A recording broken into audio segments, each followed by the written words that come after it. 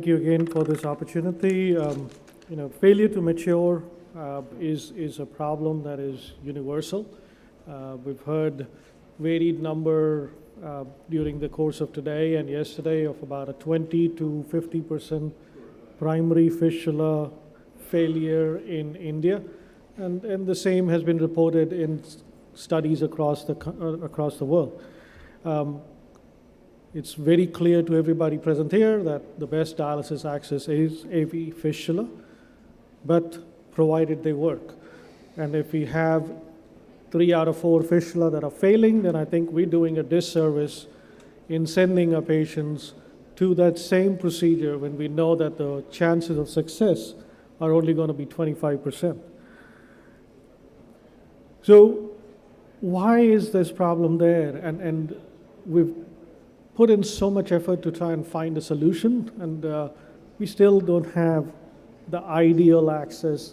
And now we're looking into options outside of the current interventions to see if we can improve our access flow. The real problem is that it's very difficult to predict how that vein is going to behave after a fistula is created. There are some veins which will dilate and have this outward dilatation and hypertrophy, and they will develop into a mature fistula. And then there are other vessels with the same surgery, with the same procedure, will have an inward remodeling. The lumen will regress, and eventually they will clot. So a lot is still desired in terms of what is going on. And if you go back and look at some of the work from Dr.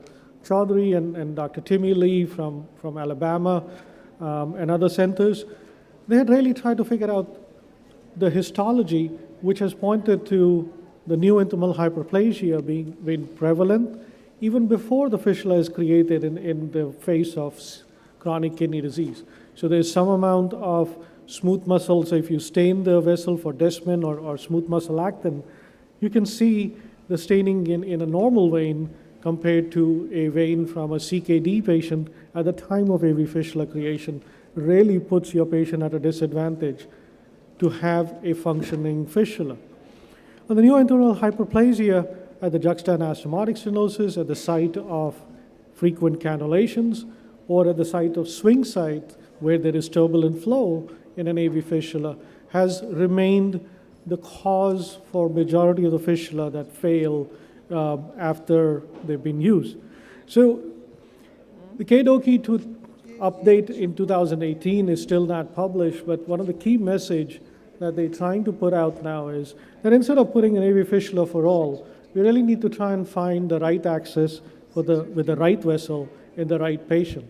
And perhaps AV fistula is not for everybody, and you really have to be judicious in picking the right access so that you prevent those unnecessary surgeries and have good outcomes.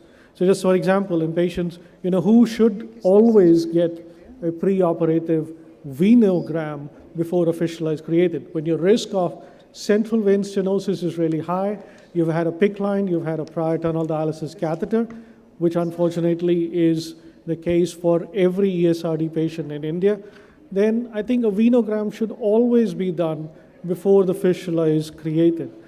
If the peripheral vessels are damaged, you should try and do a venogram. If there is suspicion for central vein stenosis with some arm swelling, central vein or central lymph node dissection, we should try and do a venogram before the access is created. A good heart examination is the key to making sure that you do not have a condition which will limit the ability of the heart to generate that extra flow. Almost, we talked about 10 to 15% extra cardiac output to be able to sustain the flow in the fistula, and try and optimize the heart as much as we can before the access is created. Now we can work on venous anatomy before the access is created, and this is a device that is under investigation by a company called Flow Forward. What they're trying to do is, if they try and do a non-pulsatile flow into a vessel through a small little pump on a regular basis for about 2 weeks, and they place a cannula in the distal vein and pull the blood from the more proximal vein, within about 2 weeks, there was almost doubling of the vein size. So a vein had already dilated significantly before the fistula was even created. So maybe that is another thing that needs to be looked at. I think we have another device here. There's a booth outside called the Fistula Assist. This is a device which is post-operative, where you have sequential compression for about 2 weeks after a fistula is created. So what you're doing is you're creating some degree of ischemia and hypoxia, and then hypoxia-induced dilatation of the vein and the artery to help improve access flows. And some of the results that they've shown in some of the pilot studies are really encouraging. And if we focus on the pharmacotherapy of fistula to mature, over the years we've looked at several different medications. Look at Plavix or Clopidogrel. This was a drug that was used at the time of AV fistula creation. So everybody who got a fistula was started on Plavix versus a control. There was no increased bleeding, but there was no difference in the rate of utilization of AV fistula. The failure rates were about the same. Fish oil was used as a way to retard, to improve endothelial function. Again, did not pan out to have any benefit in reducing the primary failure rate. Aspirin was used with the same intent. Again, no benefit. The failure rates were exactly the same. We've used Coumadin or Warfarin as a means to decrease risk of thrombosis in patients who have AV grafts. The bleeding risk goes up, but there is minimal to no change in the rate of thrombosis in AV grafts. Agrinox or dipyridamole aspirin was also used with the same intent. At the time of creation of an AV graft, did not show but minimal benefit and had increased risk of bleeding when that was used. So when we look at all these medications, unfortunately, we still don't have a clear winner as to what can be used at the time of creation or during the life of an access, which will help improve access patency. And KDOQI in their 2018 update have clearly said that there is clearly no benefit with any of these agents.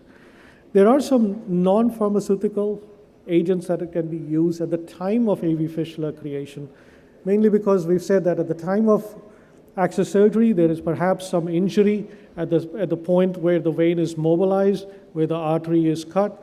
There is turbulence, there is increased neointimal hyperplasia. So what if you put some endothelial cells there, some allogenic endothelial cells, you implant them, and perhaps they will improve the endothelial function of that access. The study did not pan out to have any benefit. They use paclitaxel as an agent to decrease neointimal hyperplasia. They put a little cuff at the time of anastomosis. Again, no benefit. There's one study called the PRT-201 or recombinant elastase that has shown to have some promise in decreasing the risk of fistula failure, especially in the distal radial artery. There is a study that's still ongoing. So the idea is that because you will break down some of the elastin fibers, you would have more dilatation of the vessel. There are trials that are going on in peripheral arterial disease. There are some trials that are going on in dialysis access. They've completed the phase 1 and phase 2 trials and have shown that there was about a 3 times longer patency with a brachiocephalic fistula and almost a 10 times greater patency in the radiocephalic fistula group. So perhaps there is some benefit of using the elastase enzyme at the time of AV fistula creation. There is a study that has finished recruiting. It still hasn't reported their final results as to what were the results of that. So in summary, I think the AVF is the best access, but I think we need to do a little better homework in identifying the right patients and perhaps doing a thorough study of their anatomy, of their hemodynamics, before we subject them to another unnecessary surgery, which was going to result in another scar without any functional fistula. I think this time is really exciting, and later tonight we have a talk on endovascular AV fistula creation. That has shown to be really promising, and I'm going to talk a little more, or I'm just going to assist Dr. Rajan from, Dr. I'm forgetting his name, Dheeraj, to discuss this at the 6:45 session. So I think we really are still at loss in terms of what is the best therapy, and I think the jury is still out in terms of what is the best medical management to decrease fistula to mature. So with that, I'll stop and I'll take any questions.